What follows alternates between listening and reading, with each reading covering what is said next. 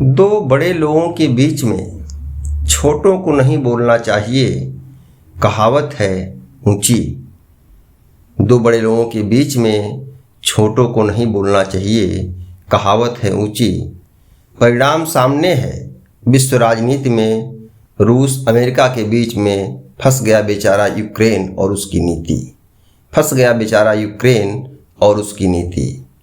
हथियारों की मार झेला, आबादी उसकी कम हुई, नए नए आविष्कारों की प्रयोगशाला बना। धन गंवाया, क्रीमिया गंवाया, पूर्वी यूरोप का, पूर्वी यूक्रेन का 20% हिस्सा भी गंवाया। रूस पीछे हटेगा नहीं, अमेरिका के साथ यूक्रेन के दुर्लभ खनिजों को बांटेगा, व्यापारी का हिस्सा बनेगा। रूस अमेरिका के जीते हुए हिस्से में अमेरिका का सहयोग करेगा। दोनों के बीच में फंस गया मछली की जाल में यूक्रेन। इसलिए कहा गया है, दो बड़ों के बीच में कभी नहीं बोलना चाहिए। जब से डोनाल्ड ट्रंप सत्ता में आए हैं, जो अमेरिका यूक्रेन की सहायता कर रहा था, साथ खड़ा था हथियार से, पैसे से, वही अमेरिका अब अपने सहायता की कीमत मांग रहा है यूक्रेन से और उसके दुर्लभ खनिजों का रूस के साथ मिलकर उसका सुख लेना चाहता है। 75 सालों का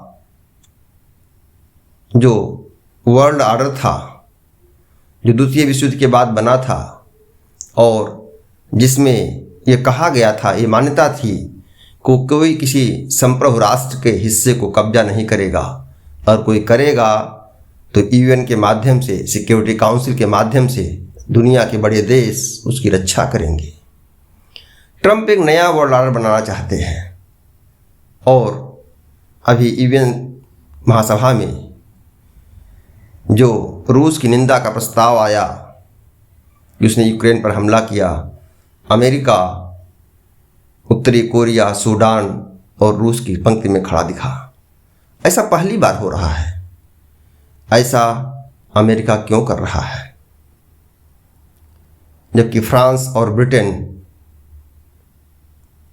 यूक्रेन के साथ दिखे। लेकिन यही फ्रांस और ब्रिटेन जब यही प्रस्ताव सिक्योरिटी काउंसिल में अमेरिका लेकर के आया तो रूस को उसने आक्रमणकर्ता नहीं माना और ब्रिटेन और फ्रांस ने उसको वीटो नहीं किया। क्या तात्पर्य है इस राजनीति का? यानी दोस्त और दुश्मन के पाले बदल रहे हैं। भारत, चीन भी रूस के दोस्त हैं, लेकिन क्या भारत अमेरिका की तरह एक पक्षीय रूस के साथ हो जाएगा? नहीं। भारत ने बार बार कहा है कि ये शांति का समय है, युद्ध का समय नहीं। भारत एक हद तक ही रूस के साथ दिखेगा, अन्यथा अपनी गुटनिरपेक्षता की नीति का पालन करेगा। पूरी दुनिया में उथल पुथल है, चुनौतियां बदल रही हैं। ऐसे में भारत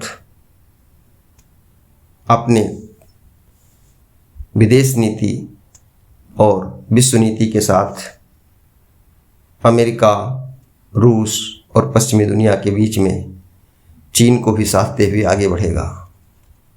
लेकिन इस रूस यूक्रेन युद्ध से एक सबक है कि छोटे देशों को बड़े देशों के युद्धों के मैदान नहीं बनना चाहिए।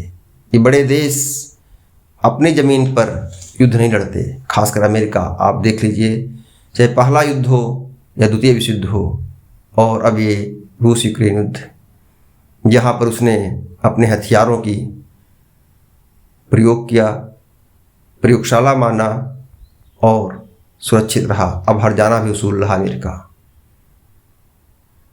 और बेचारा यूक्रेन जाल में फंसी मछली की तरह रूस और अमेरिका के बीच फंस गया। नमस्कार साथियों, मीडिया गुरु को लाइक, सब्सक्राइब और शेयर। धन्यवाद आपका।